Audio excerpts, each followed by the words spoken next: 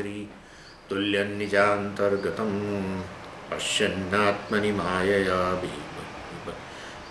बहिरिवोद्भूतं यथा निद्रया यस्साक्षात् कुरुते प्रबोधसमये स्वात्मानमेवाद्वयं तस्मै श्रीगुरुमूर्तये नमः इदं श्रीदक्षिणामूर्तये बीजस्यान्तरिवाङ्कुरो जगदिदं प्राङ्निर्विकल्पं पुनः मायाकल्पितदेशकालकलना वैचित्र्यचित्रीकृतं मायावीव विजृम्भयत्यभिमः योगी वयस्वेच्छया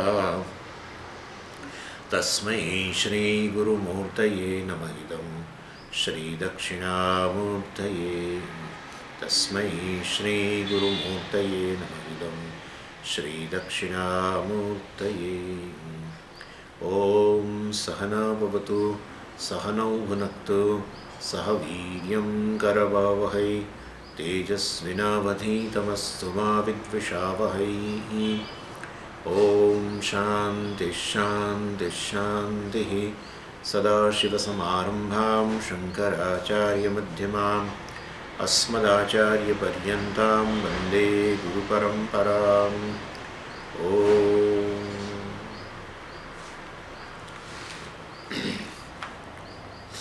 आठमो श्लोक અને એનો સંબંધ જે ગ્રંથ છે એ પણ જોઈએ. પુરુષાર્થ હેતોઃ અવશિષ્ટત્વાत् તદ અભિવ્યાહારઃ વેદાવસાન વાક્યોત્થ સમ્યક જ્ઞાનાશુષુક્ષણિઃ દંડહીત્યાત્મનો મોહં ન કર્મા પ્રતિકૂલતઃ. પહેલા 6 શ્લોકોની અંદર સુરેશ્વરાચાર્યજીએ એક જનરલ ઇન્ટ્રોડક્શન આપી આ ગ્રંથની અને મંગલાચરણ કર્યું અને સાથે સાથે આ ગ્રંથ રચવા પાછળનો એમનો જે ઉદ્દેશ્ય છે એની પણ વાત કરી. અને એમાં કહ્યું એમણે સ્પષ્ટપણે કે હું મારી સમજ જે છે જે ગુરુ પાસેથી જ્ઞાન પ્રાપ્ત કરેલું છે એની ચકાસણી એમાં સ્પષ્ટતા આવી છે કે એની ચકાસણી કરવા માટે જ આ ગ્રંથની રચના કરી રહ્યો છું. હું અન્યને આ ગ્રંથ દ્વારા અન્યને બોધ નથી આપતો, અર્થાત અન્યને કે આ જ્ઞાન પ્રદાન કરી રહ્યો છું એ પ્રકારનો મારામાં ભાવ નથી. હું મારા જ્ઞાનને જ વધુ સ્પષ્ટ કરવા માટે અથવા તો જે પ્રાપ્ત કર્યું છે એ જ્ઞાન યોગ્ય છે કે નહીં એની ચકાસણી માટે આ ગ્રંથની રચના કરી રહ્યો છું. અને એમણે કહ્યું સાથે સાથે કે મારા ગુરુજી આદિશંકરાચાર્યજી છે એમણે જ વાસ્તવની અંદર આ અર્થાત જ્ઞાન તો એમણે જ પીરસેલું છે, ખાલી હું તો એટલે મારે એની અંદર કંઈ ઉમેરો કરીને ગુરુજીએ કંઈક છોડી દીધું છે અને માટે મારે હું ગ્રંથની રચના કરીને અન્યોને બોધ આપું એવો મારામાં કોઈ ભાવ છે નહીં. હું મારી પોતાની સમજ છે જે છે જ્ઞાન મેં પ્રાપ્ત કર્યું છે જે આચાર્ય પાસેથી એને વાસ્તવની અંદર એની ચકાસણી કરું છું. અને કેવી રીતે તો એમણે કહ્યું કે વાસ્તવમાં આપણે સરખામણી કરી હતી ને કે આ જ્ઞાની પુરુષો જે છે એ વાસ્તવમાં એ પેલા ટચસ્ટોન જેવા છે.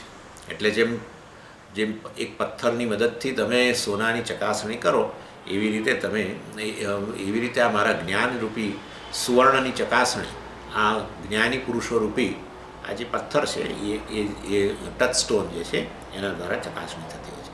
એ પથ્થર એવું ગણાય છે, આ તો એક એવી કિંવદંતી છે કે આ એક સ્પેશિયલ પ્રકારનો પથ્થર, એક વિશેષ પ્રકારનો પથ્થર જે છે જે સોનાને અડે એના દ્વારા સોનાની શુદ્ધતા અને ચકાસણી થાય, ટચસ્ટોન જેને કહેવાય.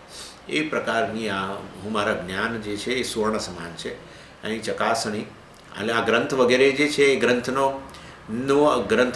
ગ્રંથનું દર્શન કરીને વાસ્તવમાં આ જે આચાર્યો છે જ્ઞાની પુરુષો છે એ વાસ્તવમાં મને મારા જ્ઞાન જે છે જ્ઞાનરૂપી સુવર્ણની ચકાસણી કરી શકે એટલા માટે હું આ ગ્રંથની રચના કરું છું.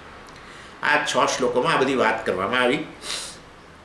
7મા અને 8મા શ્લોકમાં આચાર્યએ કહ્યું, આચાર્યએ ટૂંકની અંદર જે નૈષ્કર્મ્ય સિદ્ધિની અંદર જે વિષયની ચર્ચા કરવાના છે એ વિષયનો સાર આપ્યો. અને એમણે કહ્યું કે હું ચાર મુખ્ય ટોપિકની ચર્ચા કરવાનો છું. એક તો છે સંસાર.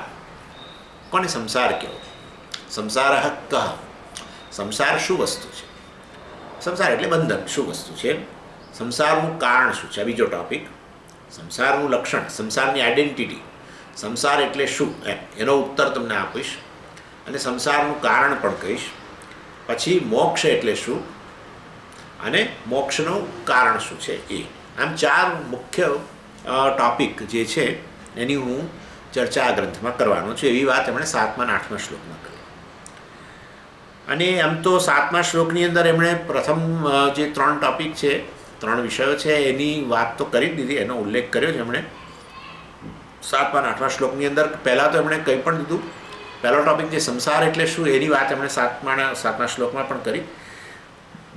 એમણે કહ્યું સંસાર એટલે એ બીજું કશું નથી, આ પૂર્ણતાની શોધની અંદર ભટકવું, જન્મથી જન્મ અથવા જીવનની જુદી જુદી પરિસ્થિતિઓમાં, એક પરિસ્થિતિમાં બીજી પરિસ્થિતિ, બીજીમાંથી ત્રીજી પરિસ્થિતિમાં સતત ભટક્યા કરવું, એ જ એનું નામ જ સંસાર છે. અને એ સંસારનું હેતુ શું છે? તો એ સંસારનું કારણ, મતલબ શું છે? સંસારનું કારણ અજ્ઞાન છે. વાસ્તવમાં પૂર્ણ હોવા છતાંય હું મારી જાતને આ બ્રહ્મ કે પૂર્ણ જાણતો નથી, અને માટે પૂર્ણતાની શોધની અંદર દરેક જણા પોતાના સ્વરૂપની શોધમાં જ ફરે છે. ત્યારે જ શાંતિ થાય ને.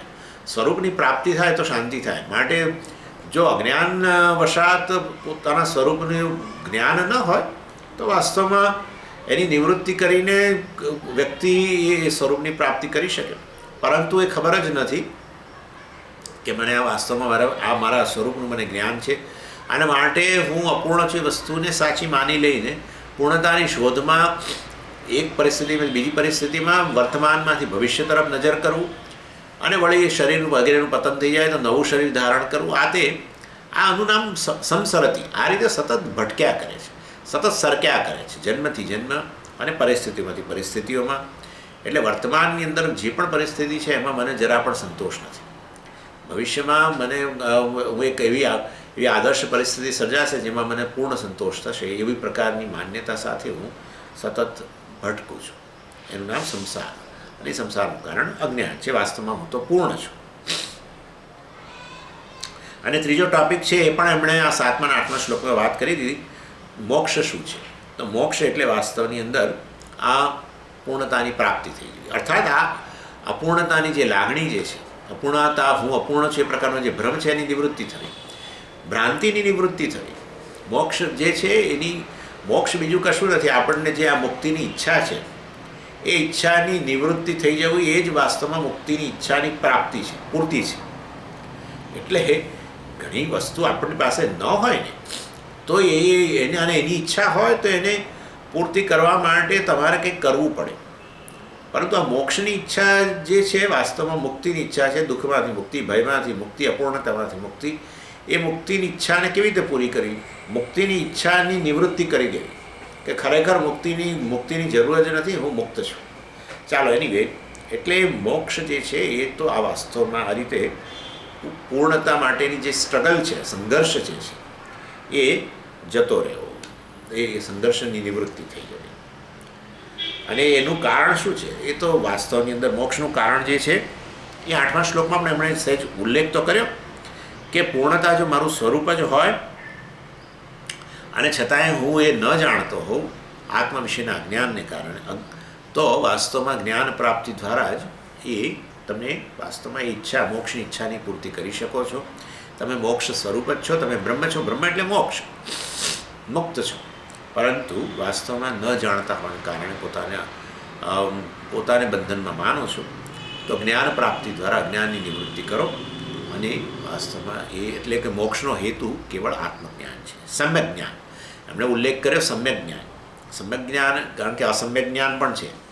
આમ તો એટલે જ્ઞાન શબ્દનો અર્થ શું થાય છે કે જ્ઞાન શબ્દનો અર્થ કોગ્નિશન. કોગ્નિશન એટલે કોઈ પણ પ્રકાર, દાખલા સર્પનું પણ જ્ઞાન જ કહીએ આપણે. રજ્જુ જ્ઞાન છે તો પછી આ રજ્જુ છે એ પણ એ સમ્યક જ્ઞાન છે, આ સર્પ છે એ અસમ્યક જ્ઞાન છે. અર્થાત વાસ્તવમાં એ તો ભ્રમ છે, પણ એટલે પણ છે. તો તમે આ સર્પ છે એવું તમે દર્શન કરો છો મનમાં, અને એને ઠેકાણે આ રજ્જુ છે એવું દર્શન કરો. એટલે વાસ્તવમાં જ્ઞાન એટલે આ પ્રકારનું દર્શન. પણ એ દર્શન આવું સમીચીન દર્શન પણ હોઈ શકે, અસમીચીન દર્શન પણ હોઈ શકે. એની એટલે સમ્યક જ્ઞાન જે છે, આત્મા વિશેનું સમ્યક જ્ઞાન, આત્મા જેવો છે એવો જ જાણવો. અર્થાત આત્મા પૂર્ણ છે, માટે પોતાની જાતને પૂર્ણ જાણવું. પૂર્ણ છું જ, પૂર્ણ બનવાની વાત નથી. પૂર્ણ છું એ વસ્તુ જાણવાની છે, અને આ જ્ઞાન જ વાસ્તવમાં કારણ છે. શેનું? મોક્ષ. અને આ રીતે આ 4 ટોપિક જે નિષ્ક્રમ સિદ્ધિમાં ચર્ચાવાના છે એનો ઉલ્લેખ 7મા અને 8મા શ્લોકમાં કર્યો. સમ્યક જ્ઞાન અશુષુક્ષણી આત્મનઃ મોહમ દંદહીતિ. આત્મનઃ મોહમ દંદહીતિ એટલે વાસ્તવની અંદર આ સમ્યક જ્ઞાન જે છે અશુષુક્ષણી એટલે આ સમ્યક જ્ઞાન જે છે, સમ્યક જ્ઞાનરૂપી અગ્નિ જે છે વાસ્તવમાં એ મોહ એટલે આ આત્મ વિશેનું અજ્ઞાન જે છે કે ભ્રમ જે છે એનો નાશ કરે છે. ન કર્મ, કારણ કે કર્મ એટલે કે કર્મ એનો નાશ કરી શકતું નથી. જ્ઞાન જ વાસ્તવની અંદર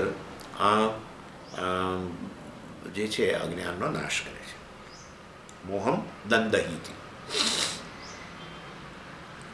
અને એટલા માટે જ શાસ્ત્રની અંદર આ અજ્ઞાન જે છે ને એને ક્યારેક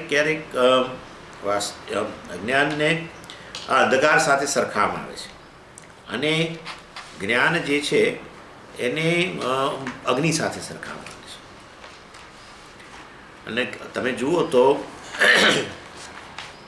કૈવલ્ય ઉપનિષદની અંદર કહેવામાં આવ્યું, આત્માનમ હરણીમ કૃત્વા પ્રણવમ ચ ઉત્તરારણી જ્ઞાન નિર્મથન અભ્યાસાત પાપમ દહતિ પંડિત. એટલે આત્માનમ અરણી કૃત્વા, મનને જે છે પેલું ત્યાં અરણીનું દૃષ્ટાંત લીધું, મનને અધોઅરણી બનાવો. અને આ વેદાંતનો ઉપદેશ છે આચાર્ય દ્વારા જે અપાઈ રહ્યો છે, મહાવાક્યનો ઉપદેશ વગેરે, એને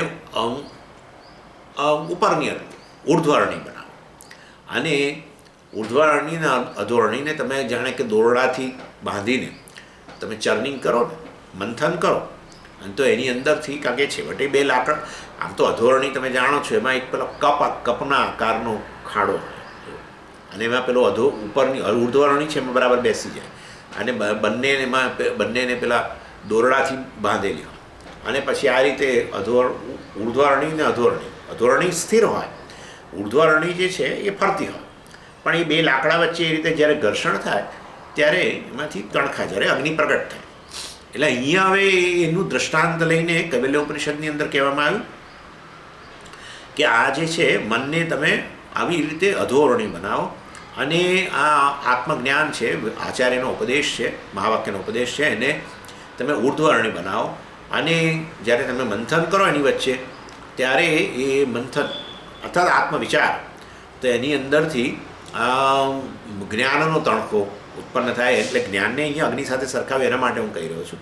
જ્ઞાનનો તણખો ઉત્પન્ન થાય, અને એ વાસ્તવની અંદર જે છે એ અજ્ઞાન અને એમાંથી જન્મેલું જે બંધન છે, સંસાર છે, એનો નાશ કરે.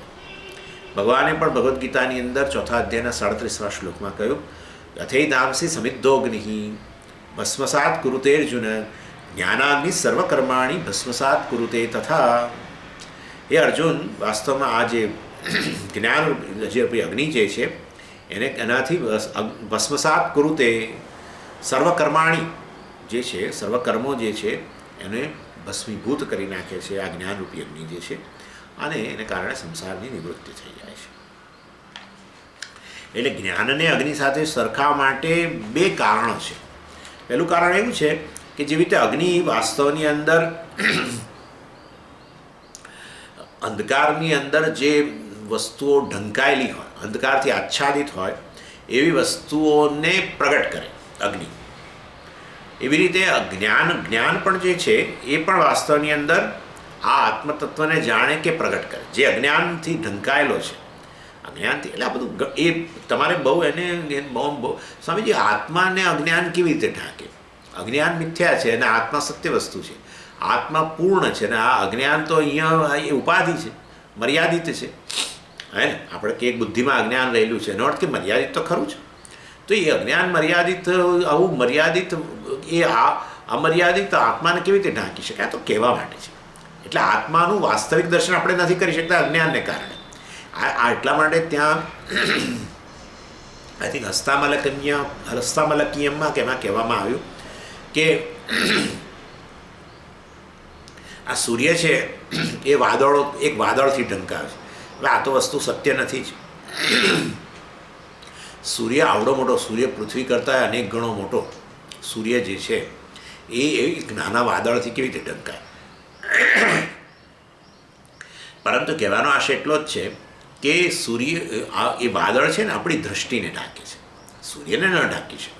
એવી રીતે આ અજ્ઞાન છે એ આપણી દ્રષ્ટિને, આપણા પોતાના સ્વરૂપને ને જ જાણે કે ઢાંકે છે. એનો કહેવાનો અર્થ એવો છે કે અજ્ઞાન આપણી દ્રષ્ટિને ઢાંકે છે. આપણે જેવા છીએ એવા આપણને જાણવા દેતા નથી. એટલે એનીવે, એટલે વાસ્તવમાં જેવી રીતે અગ્નિ એ અંધકારમાં રહેલી, અંધકારથી આચ્છાદિત વસ્તુને જેમ પ્રગટ કરી દે, એવી રીતે આ જ્ઞાન જે છે એ પણ અજ્ઞાનથી ઢંકાયેલો જાણે કે આત્મા જે છે એને પ્રગટ કરી દે. અને માટે જ્ઞાનને અગ્નિ સાથે સરખાવવામાં આવે છે. આ એક કારણ છે. બીજું કારણ છે, અગ્નિ જે છે વાસ્તવમાં એની કેપેસિટી હોય છે નાશ કરવાની. એટલે એવી જે અગ્નિ જેવી રીતે અંધકારનો નાશ કરી નાખે, એવી રીતે આ જ્ઞાન પણ છે એ સંસારનો, અધ્યાસનો, અહંકારનો કે કર્મનો નાશ કરી નાખે છે. જ્ઞાન અગ્નિ જેમ ભસ્મીભૂત કરે ને વસ્તુઓને, અંધકારનો નાશ તો કરે, બરાબર છે, ચાલો. પરંતુ એ સિવાય પણ અગ્નિનો એક ગુણધર્મ જનરલ, અંધકારની વાત કરવા દઈએ, અગ્નિનો એક સામાન્ય ગુણધર્મ એ છે કે એના સંપર્કમાં આવતી વસ્તુને ભસ્મીભૂત કરે. એવી રીતે આ જ્ઞાન પણ છે, આત્મજ્ઞાન, એ પણ વાસ્તવની અંદર આ કર્મને, સંસારને, અહંકારને કે અધ્યાસને ભસ્મીભૂત કરે. નહીં ભસ્મીભૂત કરે, નાશ કરે. એટલે એ આપણે નાશ એટલે અહીંયા એ વાસ્તવમાં એ વસ્તુને મિથ્યા કરી નાખે. એ વસ્તુ મિથ્યા છે એવું આપણને દર્શન કરાવે. મિથ્યા કરી નાખે નહીં, મિથ્યા છે એવું દર્શન કરાવે. અને મિથ્યા વસ્તુ એ એઝ ગુડ એઝ નથી. કોઈ પણ મિથ્યા વસ્તુ જે છે એની કોઈ ગણતરી હોતી નથી. મિથ્યા એને જ કહેવાય જેનું દર્શન થતું રહે પણ એને ગણતરી ન લેવાય, એમના મિથ્યા. અને માટે વાસ્તવની અંદર આ રીતે જ્ઞાનની અગ્નિ સાથે ની સરખામણી, આ બે કારણસર છે, એ તમારે ધ્યાનમાં રાખવું જોઈએ. અને 8મા શ્લોકની અંદર આ રીતે જ્ઞાનને અગ્નિ સાથે સરખાવ્યા પછી અર્થાત કહેવામાં આવ્યું એટલે સર્વનો નાશ કરી નાખે આપણે. અને આચાર્ય ત્યાર પછી એ વસ્તુ બતાવવા માટે અહીંયા જે 8મા શ્લોકની અંદર એક ક્રિયાપદ વાપર્યું છે, દંદહતી. એટલે દંદહીતિ એ ક્રિયાપદ બતાવે છે કે એટલે આત્મનઃ મોહમ દંદહીતિ. આત્મનઃ મોહમ, આત્મ વિષયક મોહ કે આત્મ વિષયક અજ્ઞાન, અધ્યાસ જે વગેરે છે એનો નાશ કરે છે. અને માટે સમ્યક જ્ઞાન અશુસૂક્ષણી, સમ્યક જ્ઞાન રૂપી જે અગ્નિ જે છે એ વાસ્તવ આવડો મોટો શબ્દ વાપરે છે અગ્નિ માટે, અશુસૂક્ષણી એ પ્રકારનો અહીંયા શબ્દ વાપરે છે. એટલે બહુ રેર શબ્દ છે. આપણા તો આચાર્ય છે ભાઈ સુરેશ્વરાચાર્યજી, એટલે વેદના પ્રખર જ્ઞાતા, અને માટે આવા ભારે શબ્દો, સામાન્ય અગ્નિ જ કયો તો ન ચાલે, પણ હવે અશુસૂક્ષણી એમને આમ છંદ વગેરેની પૂર્તિ માટે ગમે તે પણ આ શબ્દ વાપર્યો છે. એટલે સમ્યક જ્ઞાન અશુસૂક્ષણી મીન્સ સમ્યક જ્ઞાનાગ્નિ. સમ્યક જ્ઞાનાગ્નિ આત્મા જેવો છે એ પ્રકારનું દર્શન કરાવ, એ પ્રકારનું દર્શન કરવું એ સમ્યક જ્ઞાન છે. અને એવો સમ્યક જ્ઞાન રૂપી અગ્નિ એ આત્મનઃ મોહમ દંદહીતિ, એ આત્મ વિષયક મોહ જે છે, અધ્યાસ છે, અજ્ઞાન છે, અહંકાર છે, એને નાશ કરે છે. ચાલો, એટલે અને હવે બીજું એક વસ્તુ છે દંદહીતિ. હવે દહતી શબ્દ તો તમે જાણો છો, દહતી એટલે બાળી નાખે છે, પણ દંદહીતિ એવું કહેવાનું તમારે શું અર્થ? એનો પ્રયોજન તો કંઈક હોવું છે. એટલે એનું બહુ મોટું પ્રયોજન છે. એટલે દહતી અને દંદહીતિમાં બહુ મોટો ફેર છે. કેવો ફેર છે? તો કહે છે કે ભાઈ જુઓ, પ્રાયશ્ચિત કર્મ છે એ પાપનો નાશ કરે છે, અને આ આત્મજ્ઞાન છે એ પણ પાપ કર્મનો નાશ કરવાનું જ છે. સર્વકર્માણી ભસ્મસાત, ભગવાને જ કહ્યું, સર્વકર્મનો નાશ થઈ જાય છે, પુણ્ય પાપ બધાનો જ આમ તો. હવે આત્મજ્ઞાન એ પણ એ રીતે કર્મનો નાશ કરે છે, અને પ્રાયશ્ચિત કર્મ પણ જે છે એ પણ પાપનો નાશ કરે, આત્મજ્ઞાન પણ પાપનો નાશ કરે. પરંતુ બેની વચ્ચે ભેદ એ છે કે પ્રાયશ્ચિત કર્મ જે છે એના સાથે તમારે દહતી શબ્દ વાપરવો જોઈએ. આ પ્રાયશ્ચિત કર્મ આ પાપ કર્મને બાળી નાખે છે, સમજો એવું કહીએ આપણે. અને આત્મજ્ઞાન છે એ આ પાપ કર્મ જે છે, આમ તો બધા કર્મો પણ પાપ કર્મની આપણે સરખામણી કરીએ છીએ. પાપ કર્મ જે છે એને સારી રીતે બાળી નાખે છે. એ સારી રીતે માટે દંડહિતિ છે. આ દંડ જે છે ને વાસ્તવમાં એ દ્વારા નિર્દેશ થાય છે કે પાછા નથી આવવાના. પહેલાંમાં તો શું છે, પ્રાયશ્ચિત કર્મ જે છે એ પાપ કર્મોને બાળે ખરા, પણ નવા પાપ કર્મોની તો ઉત્પત્તિ થાય. બધા પાપ કર્મો તો ન જ બાળે પાછા તે, એટલે કેટલાક પાપ કર્મ તો રહ્યા જ હોય. એ તો જે તે પાપ કર્મ જે છે એના માટે એવા સ્પેસિફિક પાપ એવું છે. એવા પ્રકારના પ્રાયશ્ચિત કે અમુક પ્રકારના પાપ કર્મો જે છે ને એને બહુ ખરાબ પાપ કર્મો ગણવામાં આવે છે, અને એના માટે થઈને તમે પ્રાયશ્ચિત કરો તો એની અસર તમને ઓછી થઈ જાય. એમાં બ્રહ્મ હત્યા અને આ પેલું ગર્ભમાં રહેલા બાળકની હત્યા ને બધું ઘણું બધું ગણવામાં આવે છે. ગૌ હત્યા કેસમ, એટલે એવા પ્રકારના કેટલાક પાપ છે જેના માટે આમ તો કહે છે કોઈ પ્રાયશ્ચિત જ નથી. પરંતુ સમજો કે કોઈ પ્રાયશ્ચિત મળી પણ જાય ને તમે કરો તો એની અસર ઘણી ઓછી થઈ જાય. એટલે એ તમને એટલે સંપૂર્ણ નાશ ન પામે. અને કદાચ સંપૂર્ણ પાપ કર્મ નાશ પામી જાય તો પણ વાસ્તવમાં નવા બીજા પાપ કર્મો સંચિતમાં પડેલા જ છે. બધાનો તો નાશ ના જ કરી શકે. એટલે પ્રાયશ્ચિત કર્મ સારી રીતે નાશ કરી નાખે છે પાપ કર્મોને, એવું ન બોલાય. સંપૂર્ણ નાશ કરી નાખે છે એવું ન બોલાય. પણ આત્મજ્ઞાન છે સર્વકર્માણી ભસ્મસાત. આત્મજ્ઞાન છે વાસ્તવમાં સર્વકર્મોનો સંપૂર્ણપણે બાળે, અર્થાત ફરી પાછા કોઈ ઉત્પન્ન થાય નહીં, કશું શેષ રહે જ નહીં, એમ કહેવાનો આશય છે. સંસારને સંપૂર્ણપણે નાશ કરી નાખે છે. સારું, ચાલો હવે આ જ્ઞાનાગ્નિ કેવી રીતે ઉત્પન્ન કરશો? બહુ સરસ છે આ તો જ્ઞાનાગ્નિ, પણ એને ઉત્પન્ન કેવી રીતે કરશો? એટલે અહીંયા કહ્યું આ વેદ અવસાન વાક્યોત્થ. વેદ અવસાન વાક્યોત્થ. વેદ અને અવસાન, અવસાન એટલે અંત. વેદ અંત એટલે વેદાંતમાં રહેલું વાક્ય, મહાવાક્ય, એનાથી ઉત્થ. વેદ એટલે વેદાંત શાસ્ત્રમાં ઉપનિષદમાં રહેલા મહાવાક્ય દ્વારા જન્મેલું જે જ્ઞાન જે છે એનાથી આ સમ્યક જ્ઞાન ઉત્પન્ન થાય છે. સમ્યક જ્ઞાન રૂપી અગ્નિ એનાથી ઉત્પન્ન થાય છે. અને એના દ્વારા આ આત્મનઃ મોહમ, આત્મ વિષયક મોહ, આત્મ વિષયક જ્ઞાન, અધ્યાસ, અહંકાર વગેરે કે કર્મો આ સર્વનો દંડહિતિ એનો સંપૂર્ણપણે નાશ થઈ જાય છે. અને એની એટલે હવે વળી પાછું તમે પેલું કૈવલ્ય ઉપનિષદનું વાક્ય યાદ કરો તો આપણે કહ્યું કે આ જે અધોવર્ણી જે છે એ અંતઃકરણ છે, ઉર્ધ્વવર્ણી છે એ આ વેદાંત શાસ્ત્રનો મહાવાક્યનો ઉપદેશ છે આચાર્ય દ્વારા અપાયેલો. આચાર્ય દ્વારા તો બધે ગણી જ લેવાનું. વેદાંતનો ઉપદેશની જ્યારે વાત થાય ત્યારે કેવળ ઉપનિષદ તમને કશું ના કહી શકે કે તમે ઉપનિષદનું દર્શન, ઉપનિષદના મંત્રો જે છે એનો તમે જાતે અભ્યાસ કરતા હો તો કશું ના થઈ શકે.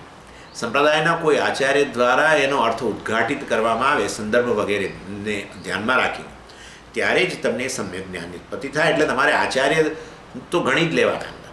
પેકેજ જે છે આ પેકેજ જ કહેવામાં આવે છે. વેદાંતના ઉપદેશ માટેનો પેકેજ, એમાં ઉપનિષદ કે શાસ્ત્ર તો ખરું, પણ જોડે જોડે આચાર્યનો સમાવેશ કરી લેવાનો. એનીવે, એટલે આ અધો અરણી તો આપણું અંતઃકરણ છે, અને ઉર્ધ્વ અરણી જે છે એ આ ઉપદેશ છે. અને એની વચ્ચે અધોઅરણી અને ઉર્ધ્વઅરણી, અંતઃકરણ અને મહાવાક્યનો ઉપદેશ, એની વચ્ચેનો સંઘર્ષ, અર્થાત એનો વિચાર, એનું મંથન, મહાવાક્યનો જે ઉપદેશ અપાયો એના મંથન અંતઃકરણમાં કરવામાં આવે તો એ અંતઃકરણમાંથી પછી જ્ઞાનરૂપી તણખા અગ્નિ છે જન્મે. આપણે એ મંથન ક્રિયાને શું કહેશો? શ્રવણ મનન નિધિધ્યાસન કહીશું. એટલે શ્રવણ મનન નિધિધ્યાસન અંતઃકરણનો રૂપી અધોરણીની અંદર આ ઉર્ધ્વઅરણી, વેદાંત વાક્યનો ઉપદેશ રૂપી ઉર્ધ્વઅરણીની અંદર સ્થાપિત કરીને શ્રવણ મનન નિધિધ્યાસન દ્વારા એ અંતઃકરણની અંદર જ્ઞાનરૂપી અગ્નિ, સમ્યક જ્ઞાનરૂપી અગ્નિ, આત્મ વિષયક જ્ઞાન જે છે સમ્યક જ્ઞાન રૂપી તણખો ઉત્પન્ન કરી શકાય છે. અને એને કારણે આપણા અંતઃકરણમાં રહેલી જે બધી ગ્રંથિઓ છે એનો નાશ થઈ છે. અહંકાર છે, આ છે, કર્મો વગેરે રહેલા છે, એ સર્વનો નાશ થઈ જાય છે. અને હવે અશુશુક્ષણી જે શબ્દ વાપર્યો અગ્નિ માટે, એ પણ બહુ સિગ્નિફિકન્ટ છે વાસ્તવમાં. એ સમજાવવા માટે આપણે પ્રયત્ન કરીએ હવે અશુશુક્ષણી એમાં એક એમાં ધાતુ પેલી શુષ રહેલી છે. શુષ્યતી, અને એનો અર્થ થાય છે સુકાઈ જવું, શોષાઈ જેવું આપણે બોલીએ છીએ. એટલે શુષ ધાતુનો અર્થ છે સુકાઈ જવું, ટુ ડ્રાય.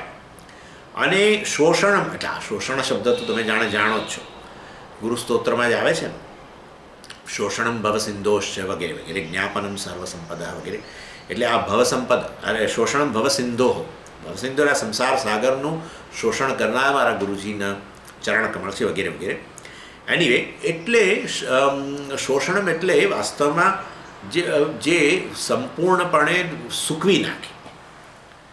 એટલે આશુસૂક્ષણી અર્થ થાય છે જે સંપૂર્ણપણે સૂકવી નાખે. શોષણમ એટલે તો ક્રિયા, સૂકવવાની ક્રિયા. પરંતુ આશુસૂક્ષણીનો અર્થ થાય છે જે સંપૂર્ણપણે સૂકવી નાખે, કારણ કે એની અંદર પેલી શુષ ધાતુ રહેલી છે.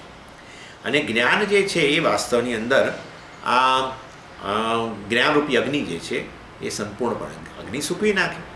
એટલે આ જ્ઞાનરૂપી અગ્નિ જે છે એ સંસારને સૂકવી નાખે છે, જ્ઞાનનો સંસારનો નાશ કરે છે એવું પણ કહી શકો.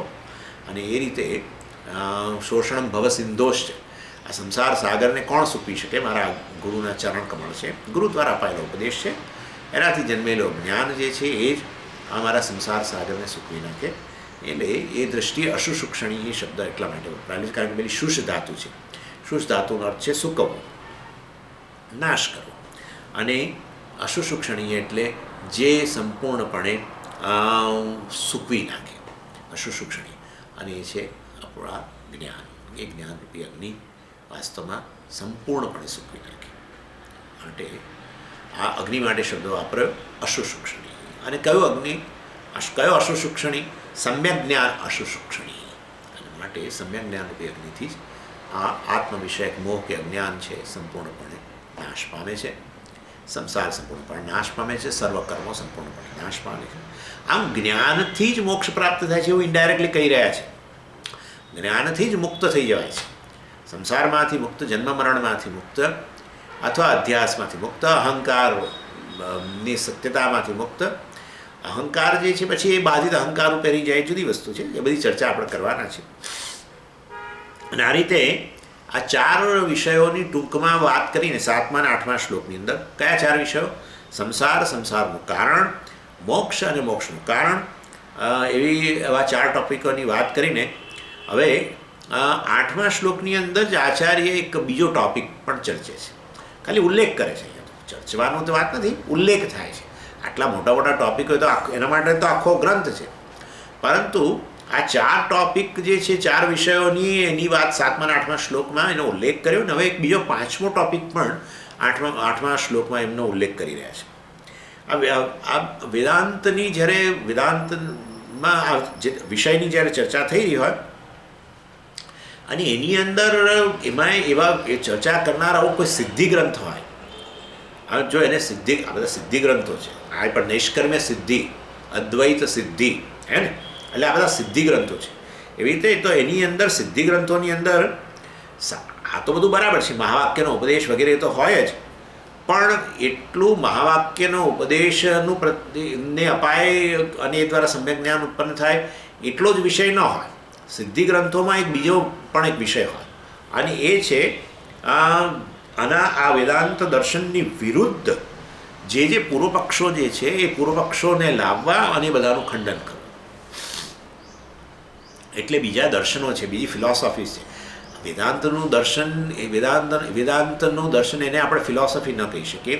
એ તો વેદાંતનું જે દર્શન છે એ તો એટલે મતલબ આપણે કહીએ કે શંકરાચાર્યજીની કેટલાક કહે છે શંકરાચાર્યજીની ફિલોસોફી. શંકરાચાર્યજીની ફિલોસોફી નથી, આ તો વેદની ફિલોસોફી, વેદનું દર્શન છે વાસ્તવની અંદર. અને માટે પરંતુ અન્ય દર્શનો જે છે એ દર્શનોને દ્વારા આત્મવિષયક જે કહેવાયું છે કે મોક્ષ માટે, આત્મજ્ઞાનથી મોક્ષ પ્રાપ્ત ન થાય, બીજા કશાક સાધનના અનુષ્ઠાનથી મોક્ષ પ્રાપ્ત થાય, એવી બધી ચર્ચાઓ પણ રહેલી છે બીજા દર્શનો. તો એ બધા દર્શનોમાં આવા દર્શનાચાર્યોને જાણે કે બોલાવવા અને એમની સાથે શાસ્ત્રાર્થ કરો અને એમનું જે દર્શન છે એ એમની જે માન્યતા છે એને દૂર કરવી. એટલે પાંચમો વિષય અહીંયા તમે કહી શકો, પેલા 4 વિષયો ઉપરાંત પાંચમો વિષયનો પણ તમે કહી શકો, અને એ છે પૂર્વ પક્ષ ખંડન. જુદા દર્શનોમાં રહેલા અન્ય વેદાંતથી અન્ય દર્શનો જે છે એનું ખંડન કરવું, એ પણ સિદ્ધિ ગ્રંથની નો એક જરૂરિયાત. સિદ્ધિ ગ્રંથની આ પણ એક આવશ્યકતા છે. સિદ્ધિ ગ્રંથની આ એક આવી લક્ષણ છે એવું તમે કહી શકો. અને નૈષ્કર્મ્ય સિદ્ધિમાં આ પૂર્વ પક્ષનું ખંડન વગેરે પણ વિષય રહેલો છે, અને એ આ 8મા શ્લોકમાં એનો ઉલ્લેખ થાય છે. અને એટલે અનેક પ્રકારના આમ તો કાઉન્ટર વ્યૂઝ, અનેક પ્રકારના પૂર્વ પક્ષો હોય છે. સુરેશ્વરાચાર્યજી એમાં અહીંયા ખાસ તો કર્મવાદી જે છે અથવા તો પૂર્વમીમાંસક છે એને જ મુખ્ય પૂર્વપક્ષી બનાવે છે. અને કર્મવાદીનો આર્ગ્યુમેન્ટ એવો છે કે કર્મ જે છે એ જ વાસ્તવમાં એ જ મોક્ષનું અર્થાત કર્મ જ રૂપી સાધન જ મોક્ષ માટે જરૂરી છે. આ જ્ઞાન નામની કોઈ વસ્તુ નથી, આત્મજ્ઞાન નામની કોઈ વસ્તુ નથી. આત્મજ્ઞાનથી મોક્ષની વાત જ ન કરો. આત્મજ્ઞાનની નામની જ કોઈ વસ્તુ નથી. કર્મથી જ મોક્ષ પ્રાપ્ત થાય. એટલે કર્મણા મોક્ષ, કર્મથી જ મોક્ષ પ્રાપ્ત થાય, એ પૂર્વમીમાંસકોનો સિદ્ધાંત છે.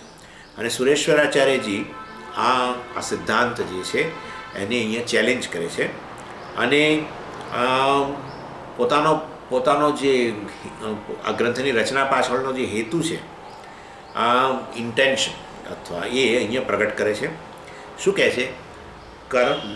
ન કર્મ એટલે કર્મ આત્મન મોહમ ન દંદહીતિ અપ્રતિકૂલત. આમ તો તમે કહો કે સ્વામીજી 5મો વિષય ક્યાં રહેલો છે 8મા શ્લોકમાં? ખાલી આટલું જ, ન કર્મ અપ્રતિકૂલત. આમ તો આટલું કહ્યું, કર્મ નહીં. પણ શેના શું નહીં? કર્મ આત્મન મોહમ ન દંદહીતિ. કર્મ આત્મવિષયક મોહ જે છે, આ આત્મવિષયક અધ્યાસ મોહ જે છે એને દૂર ન કરી શકે, કારણ આપી દે છે. અપ્રતિકૂલત. પ્રતિકૂલત મીન્સ તો પ્રતિકૂળ હોવાને કારણે, વિરોધી હોવાને કારણે.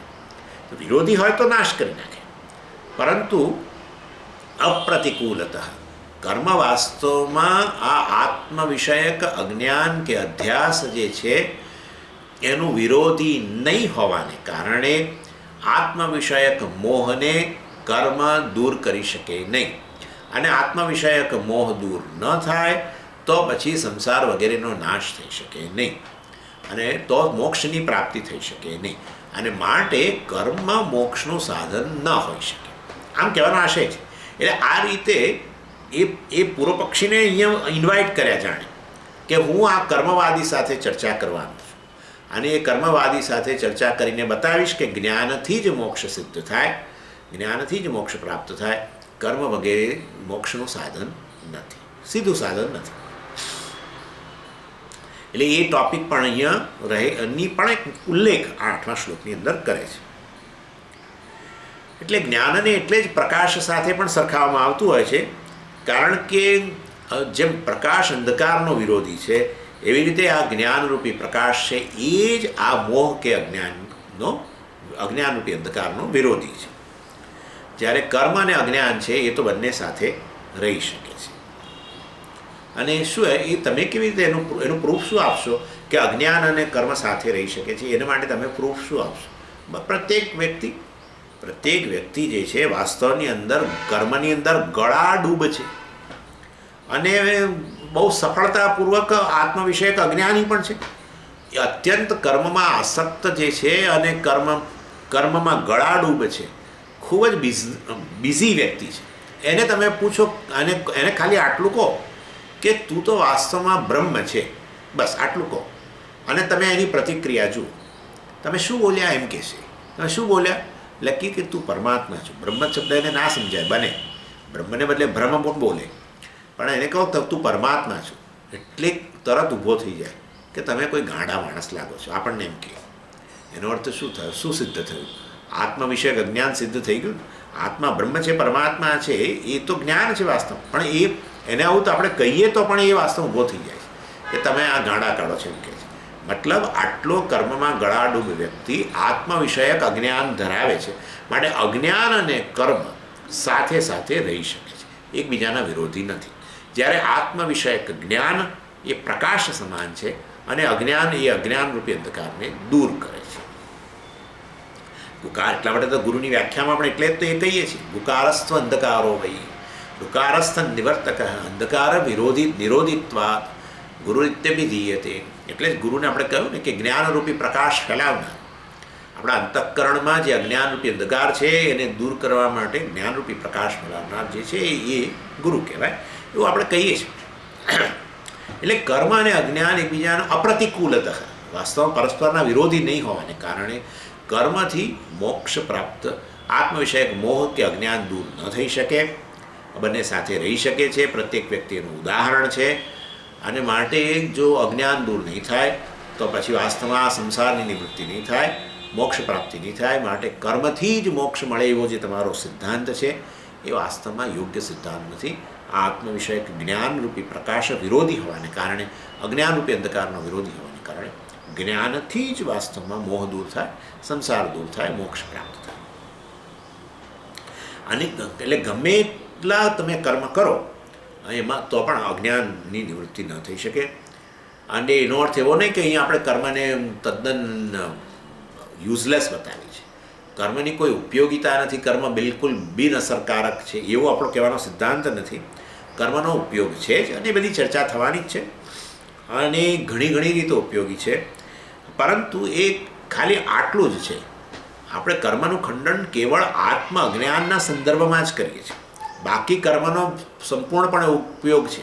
આ જ્ઞાનની પ્રાપ્તિ પહેલાં મનની એક ભૂમિકા તૈયાર કરવા માટે પણ કર્મનો જ ઉપયોગ છે.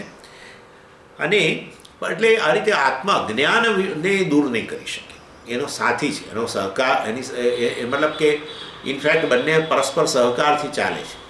અજ્ઞાનને કારણે જ કર્મ છે વગેરે, ચાલો એ ચર્ચા કરીશું.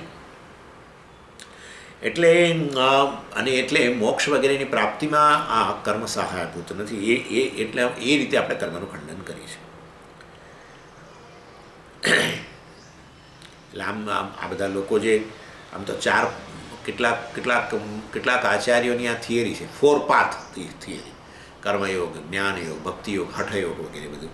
વાસ્તવમાં મોક્ષરૂપી ધ્યેયની પ્રાપ્તિમાં વાસ્તવમાં આ 4 પ્રકારના માર્ગ છે એવું બતાવે છે. પરંતુ એ વસ્તુ સાચી નથી. જ્ઞાન જ કેવળ માર્ગ છે. આ પેલું પૂજ્ય સ્વામીજીનું ઉદાહરણ હંમેશા આના માટે યાદ રાખવું જોઈએ કે તમે એક પહાડ ઉપર મંદિર હોય અને મંદિરની અંદર સુંદર, સમજો ને કે આપણું પાવાગઢ દાખલા તરીકે, પાવાગઢમાં સુંદર માતાજીની, કાલિકા માતાની મૂર્તિ. હવે પાવાગઢ પર એ મંદિર સુધી પહોંચવા માટે અનેક માર્ગ હોય. રોડ પણ હોઈ શકે, કોઈ પગદંડી પણ હોઈ શકે, કે પગથિયા હોઈ શકે, કે જંગલના રસ્તે પણ તમે ઉપર જઈ શકો. 4 ગમે એટલા માર્ગ હોય. એટલે મંદિર સુધી પહોંચવાના એક જ માર્ગ છે. આ 4 માર્ગ છે. પણ મંદિરમાંથી ગર્ભગૃહમાં પ્રવેશવા માટે, ગર્ભગૃહમાં પ્રવેશીને દર્શન કરવા માટે તો એક જ માર્ગ છે. અને એ રીતે વાસ્તવમાં આ આત્મદર્શન, પરમાત્મા દર્શન માટે પણ એક જ માર્ગ છે, અને એ છે જ્ઞાન. એ તમે જરૂર આ જ્ઞાન પ્રાપ્ત કરવા માટે તમે કર્મયોગ, ભક્તિયોગ, હઠયોગ એ બધા સાધનો હોઈ શકે, પરંતુ છેવટે આત્મદર્શન, પરમાત્મા દર્શન માટે એક જ માર્ગ છે. ચાલો. અને એ વસ્તુ એટલે જ્ઞાનથી જ મોક્ષ પ્રાપ્ત થાય છે એવું સુરેશ્વરાચાર્યજી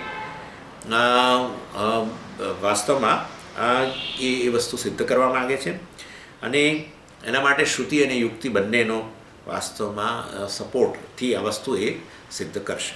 પરંતુ અહીંયા 8મા શ્લોકમાં તો એનો અહીંયા ઉલ્લેખ કર્યો કે આ સિદ્ધિ ગ્રંથ હોવાને કારણે હું આ પૂર્વ પક્ષીને, એમાં ખાસ કરીને આ પૂર્વ મીમાંસક જે કર્મને જ મોક્ષનું સાધન માને છે એનું અહીંયા હું ખંડન કરવાનો છું. આ ગ્રંથમાં એ પણ જાણે એમણે નિર્દેશ કરી દીધો. એટલે પેલા 4 વિષયો ઉપરાંત આ 5મો વિષય જે છે એની પણ એનો ઉલ્લેખ કરી દીધો. તો વિચારો, 2 શ્લોકની અંદર એમણે 5 વિષયોનો ઉલ્લેખ કરી દીધો. કયા 5 વિષયો મેં તમને કહી દીધું? સંસાર, સંસારનું કારણ, મોક્ષ, મોક્ષનું કારણ, અને આ પૂર્વ પક્ષી, પૂર્વ મીમાંસક છે એના મતનું ખંડન. કયો મત? કર્મથી જ મોક્ષ પ્રાપ્ત થાય, આ આત્મજ્ઞાન નામની કોઈ વસ્તુ જ નથી, એવો જેનો મત છે એનું ખંડન કરીને, ખંડન કરવાના છે એ વસ્તુનો અહીંયા અણસાર આપી દીધો. અને એ શ્રુતિ પણ, શ્રુતિ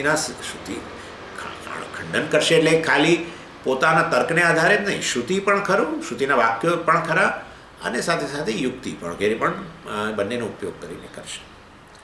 ચાલો હવે 9મા અને 10મા ગ્રંથ માટે સંબંધ ગદ્ય જે છે એ આપણે જોઈએ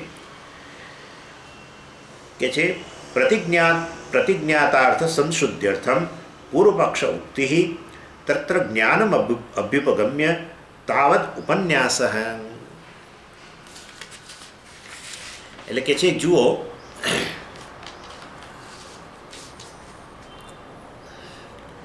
પહેલા 2 શ્લોકો જે છે 7મા અને 8માં સુરેશ્વરાચાર્યજી જે કહ્યા ને 5 વિષયો જેનો જે ઉલ્લેખ કર્યો, એમાં 5મો જે વિષય હતો પૂર્વપક્ષનું ખંડન, એ હવે જાણે કે 5મો વિષય પહેલાં અહીંયા અત્યારે લે છે આચાર્ય. અત્યારે આ પહેલો ટૉપિક જે છે 5 વિષયો છે, 5 ટૉપિકમાંથી પહેલો ટૉપિક આ પૂર્વપક્ષનું જે ખંડન જે ખરેખર 5મો છે આપણે કહ્યું હતું, એને અહીંયા પહેલો ટૉપિક તરીકે લઈને એની ચર્ચા શરૂ કરે છે.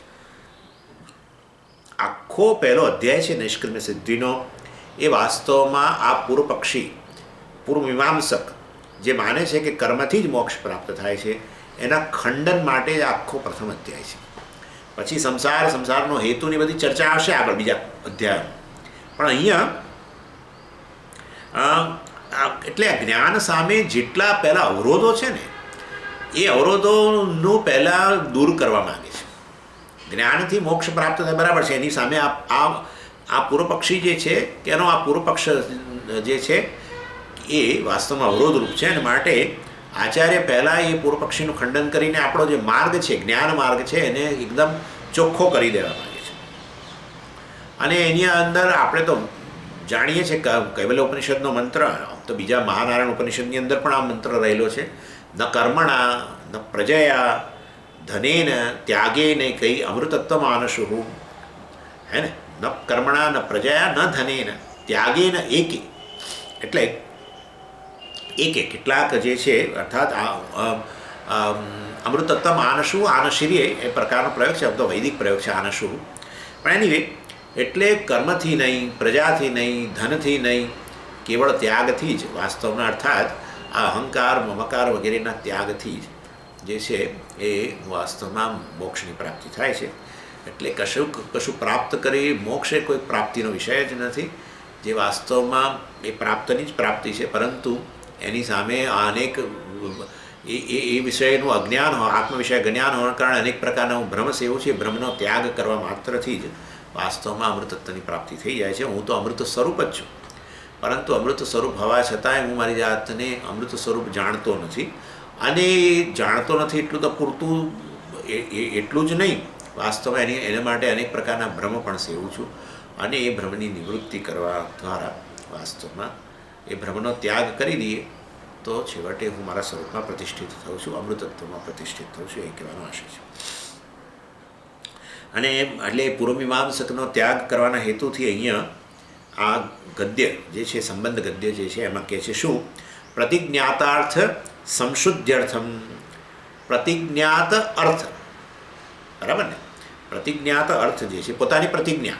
કઈ પ્રતિજ્ઞા છે? જ્ઞાનથી મોક્ષ પ્રાપ્ત થાય છે એ પ્રકારની જે સમજ છે એને જરા સંશુદ્ધિ કરવા માટે, એટલે જ્ઞાનીને એવા મોક્ષ એ પ્રકારની જે પ્રતિજ્ઞા છે એમાં કંઈક જાળાબાજી ગયા છે, એમાં કેટલીક અશુદ્ધિ આવી ગઈ છે, એની સામે કેટલાક અવરોધો આવી ગયા છે. એની સંશુદ્ધિ માટે પૂર્વપક્ષ ઉક્તિ, પહેલાં હું પૂર્વપક્ષને આમંત્રિત કરું છું, પૂર્વપક્ષીને આમંત્રિત કરું છું. અર્થાત હું અહીંયા એનો જે સિદ્ધાંત જે છે પૂર્વપક્ષીનો એનો અહીંયા હું ઉલ્લેખ કરું છું. કારણ કે મારે એ પૂર્વપક્ષી જે છે એનો જે સિદ્ધાંત છે એ જ વાસ્તવમાં મોટો અવરોધ છે. આપણા જ્ઞાનથી મોક્ષ પ્રાપ્ત થાય છે એમાં એ મોટો અવરોધ છે, અને માટે એ અવરોધને મારે દૂર કરીને જ્ઞાનથી જ કેવળ મોક્ષ પ્રાપ્ત થાય છે. જ્ઞાન માર્ગને જાણે કે મારે ચોખ્ખો કરી દેવો છે, અને માટે હું અત્યારે હવે આ પૂર્વપક્ષને અહીંયા આમંત્રિત કરું છું.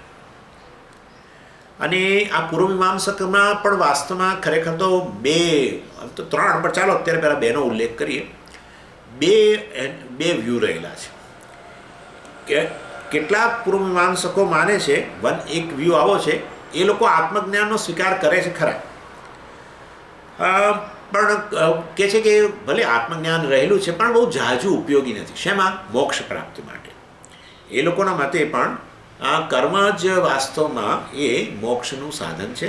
ભલે આત્મજ્ઞાન છે પરંતુ ઝાઝુ મોક્ષ માટે એનો કોઈ ઉપયોગ નથી. આવો આ એક મત છે પૂર્વમીમાંસકોનો. એક ગ્રુપ આવું માને છે. બીજો વ્યૂ એવો છે કે આત્મજ્ઞાન નામની વસ્તુ જ નથી.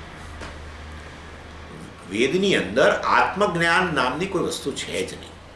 વેદમાં કેવળ કર્મની જ ચર્ચા છે. અને કર્મની ચર્ચા એટલા માટે કરેલી છે કારણ કે વેદ દ્વારા પરમ પુરુષાર્થ મોક્ષ સિદ્ધ કરી શકાય છે અને એના માટે કર્મ જ ઉપયોગી છે. અને આત્મજ્ઞાન નામની વસ્તુ વેદમાં રહેલી નથી. આ બીજો વ્યૂ છે. એટલે એક વ્યૂ એવો છે કે આત્મજ્ઞાન છે ખરું પરંતુ મોક્ષ પ્રાપ્તિ માટે ઝાઝોનો ઉપયોગ નથી. કર્મથી જ મોક્ષ સિદ્ધ થઈ જાય છે.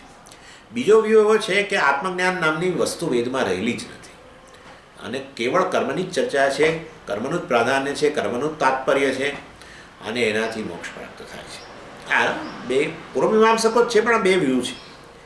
અને એમાંથી જે પહેલો વ્યૂ જે છે જે આત્મજ્ઞાનનો સ્વીકાર કરે છે એને અત્યારે અહીંયા પહેલો લેવામાં આવે છે. આ સંબંધ ગદ્ય જે છે એમાં વાસ્તવમાં એની ચર્ચા છે. એટલે પ્રતિજ્ઞાત અર્થ સંશુદ્ધ્યર્થમ પૂર્વપક્ષ ઉક્તિ. પૂર્વપક્ષ ઉક્તિ એટલે હું અત્યારે આ પૂર્વપક્ષને અહીંયા રજૂ કરું છું. શેના માટે? કે મારે એ પૂર્વપક્ષરૂપી અશુદ્ધિ છે એ અવરોધ છે એને દૂર કરું છું. એટલે પહેલાં હું તમને એને જણાવું છું અને પછી એનું ખંડન કરીને હું દૂર કરીશ. તત્ર એમાંય પણ આ પૂર્વપક્ષી કે આ પૂર્વમીમાંસકની જે થિયરી છે એમાંય જ્ઞાનમ અભ્યુપગમ્ય તાવત ઉપન્યાસ. એમાં પણ જે એક વ્યૂ એવો છે કેટલાક પૂર્વપક્ષીઓનો, કેટલાક પૂર્વમીમાંસકોનો કે જે જ્ઞાનમ અભ્યુપગમ્ય, આ આત્મજ્ઞાન જે છે એનો અભ્યુપગમ્ય, એનો સ્વીકાર કરે છે ખરા પરંતુ કહે છે કે એનો બહુ ઝાઝો જ્ઞાનમાં કોઈ ઉપયોગ નથી. અરે એનો મોક્ષની પ્રાપ્તિમાં ઝાઝો ઉપયોગ નથી અને કર્મ જ વાસ્તવમાં પૂરતું છે મોક્ષની પ્રાપ્તિ માટે. એવો જે એક વ્યૂ જે રહેલો છે પૂર્વપક્ષીઓમાં, એ એક વ્યૂ જે છે એનો ઉપન્યાસ એનો હું અહીંયા ઉલ્લેખ કરું છું. એટલે શ્લોક નંબર 9 થી શ્લોક 22ની અંદર વાસ્તવમાં પૂર્વમીમાંસકોના મત છે એને બતાવવામાં આવશે. અને એમાંય આ 9 થી 13 શ્લોક જે છે એમાં આ વ્યૂ, કયો વ્યૂ? કે આત્મજ્ઞાન નામની વસ્તુ છે ખરી પરંતુ મોક્ષ પ્રાપ્તિમાં એનો ઉપયોગ નથી. કર્મ જ માત્ર મોક્ષ પ્રાપ્તિ માટે જરૂરી છે એટલું અને મોક્ષ પ્રાપ્તિ માટે પર્યાપ્ત છે. એ જે વ્યૂ 9 થી 13 શ્લોકમાં જણાવવામાં આવે છે, જેને આપણે તમે એકદેશી મત પણ કહી શકો. એ એકદેશી મત જે છે એ અત્યારે પહેલાં અહીંયા જણાવવામાં આવે છે. ક્યાં? આ 9 થી 13 શ્લોકમાં. એટલે આપણે પહેલાં હવે 9મો શ્લોક છે એ જોઈએ. મુક્તે ક્રિયાભિસિદ્ધત્વાत् જ્ઞાનમ તત્ર કરોતિ કિમ કથમ ચેત શૃણુ તત્સર્વં પ્રણિધાય મનો યથા. મુક્તેઃ ક્રિયાભિઃ સિદ્ધત્વાत् જ્ઞાનમ તત્ર કરોતિ કિમ. એટલે આ પૂર્વમીમાંસક છે કહી રહ્યો છે, આપણે યાદ રાખવું જોઈએ. મુક્તેઃ સિદ્ધત્વાत्, પહેલાં આટલું લો. એટલે મુક્તિ સિદ્ધા આટલું કહેવાનું છે. મુક્તિ સિદ્ધા. આ દેખાય બધું આવું ષષ્ઠી વિભક્તિ અને ત્વા આ બંને જે લાવવામાં આવે ત્યારે તમારે બીજું કશું નહીં કરવાની. એ પંચમી વિભક્તિ અને ત્વાત, એ ત્વાતને દૂર કરો. પેલામાં મુક્તે ષષ્ઠી વિભક્તિ છે એને ષષ્ઠી વિભક્તિ કાઢી નાખો. મુક્તે મુક્તિ શબ્દની ષષ્ઠી વિભક્તિ છે એને ખાલી પ્રથમા વિભક્તિ મૂકી દો. મુક્તે એની પ્રથમા વિભક્તિ એ ષષ્ઠી વિભક્તિમાં છે અને એને પ્રથમા વિભક્તિમાં લાવી દો તો મુક્તિ થાય. મુક્તિ પેલામાં ત્યાં સિદ્ધત્વા છે, ત્વાત કાઢી નાખો એટલે મુક્તિ સિદ્ધ એમ થાય આમ તો. પરંતુ મુક્તિ બે તો ફેમિનિન નાઉન છે ને, સ્ત્રીલિંગ વાચક છે, માટે સિદ્ધા કરવી પડશે. મુક્તિ સિદ્ધા, મુક્તિ સિદ્ધ વસ્તુ છે, મુક્તિ પ્રાપ્ત જ છે. સિદ્ધ એટલે પ્રાપ્ત જ છે. ક્રિયાભિ તત્ર ક્રિયાભિ એટલે કર્મથી, ક્રિયાભિ એટલે વૈદિક કર્મોથી. આમ તો એટલે કારણ કે આ તો પૂર્વમીમાંસક છે ને, એટલે તમે એવું ન કહી શકો મુક્તિ સિદ્ધ છે કારણ કે મેં ફલાણું કર્મ કર્યું, હું આજે જમ્યો અને માટે અથવા મેં ગાર્ડનમાં કંઈ કામ કર્યું માટે એનાથી મને મોક્ષ પ્રાપ્ત. એવું નથી. ક્રિયા એટલે અહીંયા વૈદિક ક્રિયા. એટલે વૈદિક ક્રિયાઓથી મુક્તિ સિદ્ધ જ છે, પ્રાપ્ત જ છે. તત્ર તો આવા તત્ર એટલે મોક્ષ વિષયે આવા મોક્ષના સંદર્ભમાં જ્ઞાનમ કિમ કરોતિ, તો આ આત્મજ્ઞાન શું કરશે વળી? કથમ ચેત, જો એવો તમારો પ્રશ્ન હોય કે કર્મ, હવે તમારો, હું જ્યારે તમને આવું કહું કે કર્મથી જ મોક્ષ સિદ્ધ થઈ જાય છે, પ્રાપ્ત થઈ જાય છે, તેમાં તમારું આત્મજ્ઞાન શું કરવાનું છે, એવું જ્યારે હું તમને કહું એટલે તરત તમે મને પ્રશ્ન કરશો કે કર્મથી મોક્ષ કેવી રીતે પ્રાપ્ત થઈ જાય. એટલે કે અહીંયા કહે છે કથમ ચેત, કથમ કેવી રીતે તમે મને આવો પ્રશ્ન કરશો, કથમ કેવી રીતે આ કર્મથી મોક્ષ પ્રાપ્ત થઈ જાય, એવો જો તમારો પ્રશ્ન હોય હે વેદાંતી, તો અમે તમને કહીએ છીએ તત્સર્વમ શૃણુ. આખો શ્લોક પૂર્વ પક્ષીનો છે, યાદ રાખજો. તત્સર્વમ શૃણુ, તમે સાંભળો. હું હવે તમને આનું પૂરેપૂરું એક્સપ્લેનેશન આપવાનું છું કે કર્મથી કેવી રીતે મોક્ષ પ્રાપ્ત થઈ જાય. મન પ્રણિધાય યથા, એટલે તમે પૂરેપૂરું મનનો પ્રણિધાય, એટલે મનને બરાબર તમે પૂરેપૂરું તમારું ધ્યાન અહીંયા કેન્દ્રિત કરીને આ વસ્તુ સાંભળો. એટલે યથા એટલે જેવું છે એ તમારી સમક્ષ હું રજૂ કરીશ કે કેવી રીતે આખું તમને મોડેલ આપીશ કે કેવી રીતે કર્મથી આ મોક્ષ પ્રાપ્ત થઈ જાય છે. એનું પૂરેપૂરું વિગતવાર વર્ણન હું તમને કરવાનું છું, ને માટે તમે ધ્યાનપૂર્વક તે સાંભળો. ચાલો, અને પછી 10મો શ્લોક. મેં તમને કહ્યું હતું પેલું સંબંધ ગદ્ય છે એ બંને શ્લોક માટે છે, 9મા અને 10મા શ્લોક માટે. એટલે હવે સીધો આપણે 10મો શ્લોક વાંચીએ. અકુર્વત ક્રિયા કામ્યા નિષિદ્ધાસ્ત્યજતસ્તથા નિત્યમ નૈમિત્તિકમ કર્મ વિધિવચ્ચાનુતિષ્ઠતઃ. આ એકદેશી પૂર્વમીમાંસક કહે છે, એ દલીલ કરે છે કે કર્મ જ વાસ્તવમાં સંસારનું કારણ છે.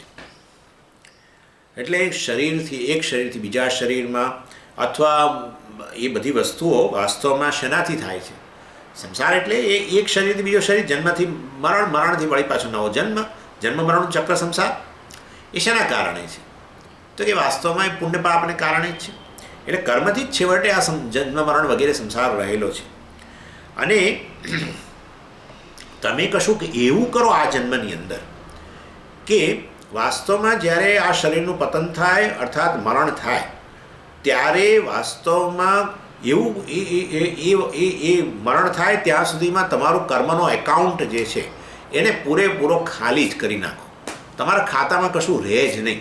તો પછી નવો જન્મ, નવું શરીર પ્રાપ્ત થવાનો પ્રશ્ન જ ઊભો નથી થતો. માટે આત્મજ્ઞાનની વાત તમે છોડી જ દો હમણાં.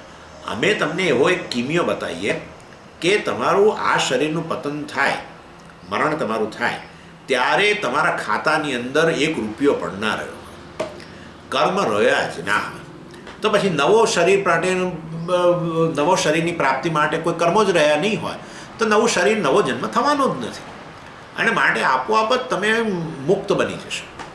અને માટે એમાં આત્મજ્ઞાન કશું વચ્ચે લાવીને તમે બીજી બધી વાતો ન કરો. અમે તમને એક સુંદર સ્કીમ આપીએ છીએ, એના દ્વારા આ શરીરના પતન થાય તેની સાથે જ તમારું બેંક એકાઉન્ટ જ નીલ થઈ ગયું હશે. તમારું ખાતું જે છે, કર્મનું ખાતું, એ બિલકુલ નીલ થઈ ગયું છે.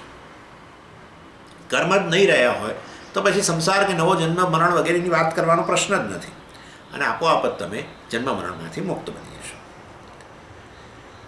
આમ તો વેદાંતિઓ આવી બધી વાત તો કરે છે, સંસારમાંથી મુક્તિ એટલે જન્મ મરણમાંથી મુક્તિ, તો આપણે બોલીએ છીએ, પરંતુ એનો રસ્તો આપણી પાસે જ્ઞાન છે. એ લોકો પૂર્વમીમાંસકો કહે છે ના, તમને બતાવીએ કે કેવી રીતે આ કર્મથી જ સંસારની ઉત્પત્તિ છે, જન્મ મરણ વગેરે રહેલા છે, શરીરોની પ્રાપ્તિ છે. તો કર્મને જ કર્મ જ વાસ્તવમાં ખતમ થઈ જાય એવો અમે તમને રસ્તો બતાવીએ. કર્મ મેનેજમેન્ટ, એમ તમારા કર્મનો એકાઉન્ટ 0 થઈ જાય આ શરીરના પતનની સાથે જ. તો પછી નવો જન્મ વગેરે ન રહે, નવો દેહ વગેરે પ્રાપ્ત ન થાય, જન્મ મરણથી મુક્ત થાય. એટલે શું કહે છે? કામ્યા ક્રિયા અપૂર્વતઃ. એટલે કામ્યા ક્રિયા અકુર્વતઃ. કામ્ય ક્રિયા, કામ્ય કર્મ નહીં કરી, one who gives up the all desire based, કામ્ય કર્મો નહીં કરે. અકુર્વતઃ, કુર્વતઃ તો કરી રહેલા, નહીં, અકુર્વતઃ કામ્ય કર્મોનું નહીં કરીને, તથા સિમિલરલી નિષિદ્ધાઃ ક્રિયાઃ ત્યજતઃ, અને નિષિદ્ધ કર્મોનો ત્યાગ કરી.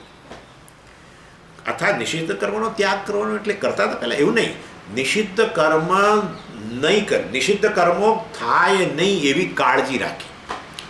કામ્ય કર્મનો ત્યાગ કરી દેવો, કારણ કે અત્યાર સુધી આ અજ્ઞાન દશામાં કામ્ય કર્મ જ કરતા હતા, કર્મફળને માટે જ કરીએ, કારણ કે આ અપૂર્ણતાની લાગણી છે, માટે વાસ્તવની અંદર પોતાની જાતને પૂર્ણતા તરફ લઈ જવા માટે વાસ્તવમાં આપણી પાસે એક જ સાધન છે અજ્ઞાન દશામાં, એ છે કર્મ. કર્મ કરીએ, કંઈક કર્મફળ ઈચ્છિત કર્મફળ આવે, એનાથી આનંદ થાય, પૂર્ણતાની લાગણી જન્મે, વળી પાછું અપૂર્ણતાની લાગણી વળી પાછી બેઠી થઈ જાય, વળી પાછું કર્મ કરીએ, અને આ રીતે ઈચ્છા, અવિદ્યા, કામ, કર્મ બધું જાણીએ જ છે આપણે, એ જ સંસાર છે. પણ એનીવે, એટલે કે છે અમે તમને આ રસ્તો બતાવી છે. કામ્યા ક્રિયા, કામ્ય કર્મો કરશો જ નહીં, અને નિષિદ્ધ ક્રિયા ત્યજત, નિષિદ્ધ ક્રિયાઓને દૂર જ રાખો. એક પણ નિષિદ્ધ ક્રિયા, નિષેધ ક્રિયા જે છે, નિષેધ કર્મ, એ નહીં કરો. ચાલો આ બીજું. ત્રીજું કહે છે નિત્ય નૈમિત્તિકમ કર્મ વિધિવત ચ અનુતિષ્ઠત. આ અને નિત્ય નૈમિત્તિક કર્મો જે છે એનું વિધિવત, શાસ્ત્રમાં જે પ્રમાણે કહ્યું છે એ પ્રકારે નિત્ય નૈમિત્તિક કર્મનું અનુષ્ઠાન કરીને, આ નિત્ય કર્મ એટલે નિત્ય કર્મ, નિત્ય કર્મ એટલે રોજ કરવા એને નિત્ય કર્મ એવું નહીં ભાઈ. જો તમે દર મહિને કોઈ નિશ્ચિત રીતે કરતા હો કર્મ, એ નિત્ય કર્મ કહેવાય. દાખલા તરીકે તમારું નક્ષત્ર આવતું હોય, તમે નક્કી કર્યું, તમારી તબિયત ઠીક નથી રહેતી, તમને થયું કે મારા જન્મ નક્ષત્ર મહિનાની અંદર એકવાર તમારું જન્મ નક્ષત્ર તો આવે છે, 27 દિવસની અંદર બધું સાયકલ પૂરી થતી. એનીવે, અને જ્યારે તમારું જન્મ નક્ષત્ર આવતું હોય એ દિવસે તમે એક વિશેષ યજ્ઞ વગેરે કરો, મહામૃત્યુંજય હોમ કરો દાખલા તરીકે. તો એ મહામૃત્યુંજય હોમ તમે દર મહિને કરો તો આ નિત્ય કર્મ થઈ ગયું. પણ એટલે આમ તો સમજીએ તો કામ્ય કર્મ છે, પણ આ તો તમને એક ઉદાહરણ આપવા માટે કહું. આમ તો કામ્ય કર્મ છે ને, તમારી તબિયત સુધારવી છે, મૃત્યુને દૂર રાખવા માટે કરો છો. પરંતુ સમજો કે આ દર મહિને આ જ યજ્ઞમાં મહામૃત્યુંજય હોમ તમે કરી રહ્યા છો, પણ હવે કામ્ય કર્મ નહીં, મારા માટે હું નથી કરતો, તો શાના માટે કરો છો? સમષ્ટિ માટે દાખલા તરીકે. એટલે હું આ જાણીનું ઉદાહરણ આપું છું. મહામૃત્યુંજય હોમ તમે તમારામાં સંકલ્પ કરીને પણ દર મહિને તમારા જન્મ નક્ષત્રમાં કરી શકો, પરંતુ હવે એ જન્મ નક્ષત્રમાં તમે નથી કરતા, અને મહિનાની અંદર એકવાર તમે આ મહામૃત્યુંજય હોમ સમષ્ટિ માટે કરો છો. કે ભાઈ અત્યારે કોરોનાને કારણે હજારો લોકો બિચારા પાછા જ નથી આવતા ઘેર, અને એમનું ડેડ બોડી પણ લોકોને એમના સગાવાલાઓને નથી અપાતું, અને કેવી સ્થિતિ, ખરાબ પરિસ્થિતિ કહેવાય કે એમની પાસે કોઈ જનાર નથી, એમની સેવા કરનાર નથી, અને એમનું મરણ થઈ જાય તો એમના શરીરને આ રીતે દાહ વગેરે આપવા માટે પણ એમના સગા સંબંધીઓને બહુ લાવી શકાતા નથી. ચાલો એનીવે, પરંતુ તમને તમારું હૃદય દ્રવી ગયું અને તમે નક્કી કર્યું કે હું હવે દર મહિને આ મહામૃત્યુંજય હોમ કે આયુષ્ય હોમ વગેરે કરીશ, અને એના માટે કોઈ સ્પેસિફિક દિવસ નક્કી કર્યો, તો આ પણ નિત્યકર્મ કહેવાય. સમજી ગયા? એટલે વાસ્તવમાં, અને ઘણા લોકો વર્ષે કેટલાક કંઈક દર વર્ષે કરે, એક સ્પેસિફિક દિવસ આવે ત્યારે કરે. તો વાસ્તવમાં આ બધા જે છે એ આ બધા નિત્યકર્મ કહેવાય. એવું નથી નિત્યકર્મ એટલે રોજ કરીએ નિત્યકર્મ. રોજ કરો એ તો કહેવાય જ, જાણે સંધ્યાવંદન વગેરે છે, કે આમ સમિદાદાનંદ છે આ બ્રહ્મચારીઓ માટે, કે અગ્નિહોત્ર કર્મ છે એ ગૃહસ્થો માટે, આ બધા નિત્યકર્મ છે, બરાબર છે.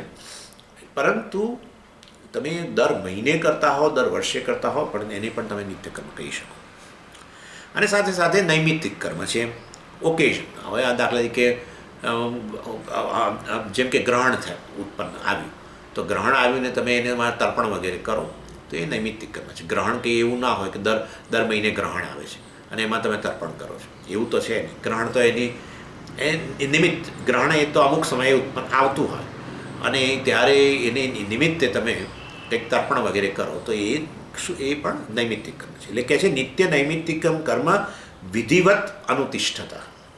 કામ્ય કર્મો છોડી જ દો, અને નિષિદ્ધ કર્મોથી દૂર રહો, અને નિત્ય નૈમિત્તિક કર્મનું અનુષ્ઠાન કરતા રહો રોજ. તો વાસ્તવની અંદર આ એક સ્કીમ અમે તમને આપીએ છીએ, જેના દ્વારા તમે છેવટે નવા જન્મ મરણમાંથી મુક્ત બની શકો. ચાલો, એ બધું હવે કેવી રીતે એ બધું સમજાવશે. એના માટે હવે 11મા શ્લોકમાં આપણે જવું પડશે, અને એના માટે સંબંધ ગદ્ય છે એ આપણે જોઈએ. પહેલાં શું કહે છે? કિમ અતઃ ભવતી. આવું અમે કરીએ તો શું થાય? નિત્ય નૈમિત્તિક કર્મ રોજે રોજ કરીએ, કામ્ય કર્મોનું અનુષ્ઠાન બંધ કરી દઈએ, અને નિષિદ્ધ કર્મને આચરણ જ ન કરીએ, નિષિદ્ધ કર્મો જે કયા છે એને બરાબર ધ્યાનમાં રાખીને એનાથી દૂર જ રહીએ, તો શું થાય? અલ્ટિમેટલી એનું શું પરિણામ આવે? અતઃ કિમ ભવતી. અતઃ તો એના કારણે શું થશે એમ. તો એ 11મા શ્લોકમાં કહે છે. કામ્યકર્મ ફલમ તસ્માદ દેવાદીમમ ન ઢૌકતે નિષિદ્ધસ્ય નિરસ્તત્વાત નારકીમ નૈત્યધો ગતિમ. કે છે કે કામ્ય કર્મો જે છે વાસ્તવમાં પુણ્યની ઉત્પત્તિ કરે, જેને કારણે તમને ઉર્ધ્વ યોની, ઉર્ધ્વલોક વગેરે પ્રાપ્ત થાય. ઉર્ધ્વલોક અને ઉર્ધ્વ શરીર, ઉર્ધ્વ યોની પ્રાપ્ત થાય. અને જો કામ્ય કર્મ તમે વગેરે ન કરો તો પછી એ પુણ્ય વગેરેની ઉત્પત્તિ ન થાય, જે તમને આ ઉર્ધ્વલોકમાં લઈ જતા સારું ઉર્ધ્વ યોની પ્રાપ્ત કરાવતું જે પુણ્ય છે એ ઉત્પત્તિ નહીં થાય, કારણ કે તમે એ કામ્ય કર્મ એ કરેલું નથી. એટલે તસ્માત એટલે વાસ્તવની અંદર એટલે કામ્ય કર્મો નહીં કરો તો વાસ્તવમાં તમને ઉર્ધ્વ યોની પ્રાપ્ત નહીં થાય, ઉર્ધ્વલોક પ્રાપ્ત નહીં થાય નવા જન્મની અંદર. એટલે નવો જન્મ ન પ્રાપ્ત થાય સંસાર વગેરે જન્મ મરણરૂપી સંસારની નિવૃત્તિ માટે નવો જન્મની નિવૃત્તિ કરવી હોય તો પહેલાં કામ્ય કર્મો બંધ કરી દો. એટલે પુણ્ય જ ઉત્પન્ન નહીં થાય જે તમને નવો સારો જન્મ પ્રાપ્ત કરાવે, નવો સારો ઉર્ધ્વલોકમાં લઈ જાય, એ જ નહીં રહે. તસ્માત એટલે આવી રીતે કામ્ય કર્મનો ત્યાગ કરવાને કારણે કામ્ય કર્મ ફલમ, કામ્ય કર્મનું જે ફળ છે પુણ્ય વગેરે, દેવાદિમ અને જે તમને એના દ્વારા જ એ પુણ્ય દ્વારા તમને દેવાદિમ એટલે દેવલોક વગેરે, સ્વર્ગ વગેરે એ જે છે એ પ્રાપ્ત ન ઢૌકતે, એ પ્રાપ્ત નહીં થાય. સિમ્પલ કેવું છે, ન પ્રાપ્ત નહોતી વગેરે, પણ ના, ન ઢૌકતે અર્થાત આવો લોક વગેરે પ્રાપ્ત નહીં થાય. અર્થાત કામ્ય કર્મનો ત્યાગ કર્યો હશે તો કામ્ય કર્મનું ફળ એવું વિશેષ પુણ્ય જેના દ્વારા તમને દેવ વગેરે લોક અથવા ઉર્ધ્વલોક વગેરે પ્રાપ્ત થાય, ઉર્ધ્વ યોની દેવાદી શરીર પ્રાપ્ત થાય નવા જન્મની અંદર, એ પ્રાપ્ત નહીં થાય. બરાબર છે. એટલે નવો જન્મ પ્રાપ્ત કરવાની એક શક્યતા જે પુણ્ય જે છે, વિશેષ પ્રકારનું પુણ્ય જે કામ્ય કર્મથી ઉત્પન્ન થતું હોય એ જ નહીં થાય. એટલે મેં તમને કહીએ છીએ કામ્ય કર્મનો ત્યાગ કરો. વળી શું કહે છે આગળ, ઇમમ આ વ્યક્તિ જેણે આ રીતે કામ્ય કર્મને હવે કામ્ય કર્મનું અનુષ્ઠાન કરતો નથી એવું આ વ્યક્તિ, ઇમમ ન એતી વળી એને પ્રાપ્ત નહીં થાય. શું પ્રાપ્ત નહીં થાય? નારકીમ અધોજનીમ, એને નારક અર્થાત અધોલોક વગેરે, નરકલોક વગેરે, અધોજનીમ જેમાં શું જેને કહીએ આપણે, જેમાં આપણે જેને કહીએ ને નીચલી યોની, નીચ યોની અર્થાત અધો યોની છે. અધો યોની, અધોલોક વગેરે જે છે, પેલું ઉર્ધ્વ યોની, ઉર્ધ્વલોક, અધો યોની અને અધોલોક વગેરે જે છે એ પણ આવી વ્યક્તિ જે કામ્ય કર્મને છોડી દીધેલી છે એ વ્યક્તિને આવો અધો યોની ને અધોલોક પણ પ્રાપ્ત નહીં થાય. કેમ? એવું ક્યાંથી તમે નક્કી કર્યું? એટલે કે છે નિષિદ્ધસ્ય નિરસ્તત્વાત, કારણ કે એને અમે સલાહ આપી હતી કે નિષિદ્ધ કર્મ પણ ના કરીશ. નિષિદ્ધ કર્મ ભૂલમાંય શાસ્ત્રમાં જે કહ્યું છે કે આ ન કરવું, આ ન કરવું, આ ન કરવું, એને બરાબર ધ્યાનમાં રાખીને ભાઈ એ પ્રમાણે વર્તે છે, નથી કરતો. સુરામ ન પીબેત, નથી, સુરા નથી પીતો. કલંજમ ન ભક્ષયેત, આ ફલાણા માંસનું ભક્ષણ ન કરીશ, તો નથી કરતો. અને આ રીતે વાસ્તવની અંદર આવા નિષિદ્ધ કર્મોનું આપણે આચરણ નથી કરતો ને એના કારણે પાપની પણ ઉત્પત્તિ નથી થઈ, જેના દ્વારા એને અધોયોની કે અધોયોની ને અધોલોક વગેરેની પ્રાપ્તિ થાય. નારકીમ કહ્યું એટલે આ નારકી એટલે નરક સંબંધી, અર્થે નરક સંબંધી યોની, એટલે કે આવો લોક અને અધોયોની વગેરે પણ એને પ્રાપ્ત નહીં થાય. કારણ કે નિષિદ્ધસ્ય નિરસ્તત્વાત, કારણ કે એ નિષિદ્ધ કર્મ છે એને એ નિષિદ્ધ કર્મ પણ એના માટે નિરસ્ત થઈ ગયેલા છે, દૂર રહે, એનાથી એ દૂર રહે છે. અને માટે વાસ્તવની અંદર આ બે પુણ્ય અને પાપ જે નવા જન્મનું કારણ છે, સારો કે ખરાબ, એ વાસ્તવમાં એ નવા જન્મના કારણભૂત પુણ્ય પાપની ઉત્પત્તિ વાસ્તવમાં કામ્ય કર્મ કે નિષિદ્ધ કર્મના આચરણથી થાય છે. કામ્ય કર્મના અનુષ્ઠાનથી પુણ્યની ઉત્પત્તિ થાય, નિષિદ્ધ કર્મના આચરણથી પાપની ઉત્પત્તિ થાય. એ બંને પુણ્ય પાપ જ ઉત્પન્ન ન થાય એવું વાસ્તવમાં, અને જેના દ્વારા નવો જન્મ અને પછી જન્મ મરણનું ચક્ર ચાલુ રહે, સંસાર ચાલુ રહે. એ સંસારનો નાશ કરવા માટે, નવા જન્મ મરણમાંથી મુક્ત થવા માટે પુણ્ય પાપ જવાબદાર છે. એ પુણ્ય પાપ જ ન ઉત્પન્ન થાય એના માટે અમે આ બંને પ્રકારના કર્મોમાં એમાંથી દૂર રહેવા માટે અમે એને કહીએ છીએ. હવે પછી 12મા શ્લોકનું સંબંધ ગદ્ય છે એ આપણે સહેજ જોઈ લઈએ. શું કહે છે?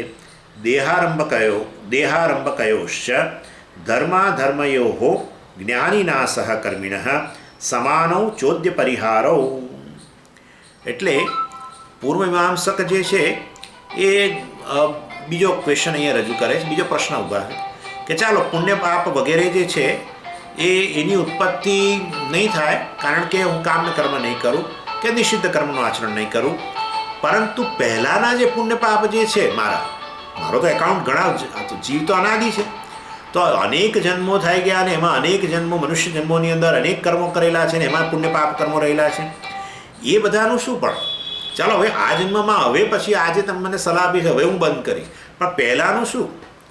અને આ જન્મ જે છે વાસ્તવની અંદર એ જન્મમાં એ માટે પણ કર્મ જવાબદાર છે, નવો જન્મ માટે કર્મ જવાબદાર તમે કહો છો પુણ્ય પાપ, પણ આ જન્મ મળ્યો છે એ પણ પુણ્ય પાપને કારણે જ મળેલો છે, તો વાસ્તવમાં એ તો આ પ્રારબ્ધ છે અને એ તો પૂરો અત્યારે પ્રારબ્ધ રૂપી કર્મ છે એ તો મારું શું થશે એનું એ તો ચાલુ છે જ, એટલે અત્યારે તો આ પુણ્ય પાપ રૂપી કર્મનું ફળ હું ભોગવી જ રહેલો છું.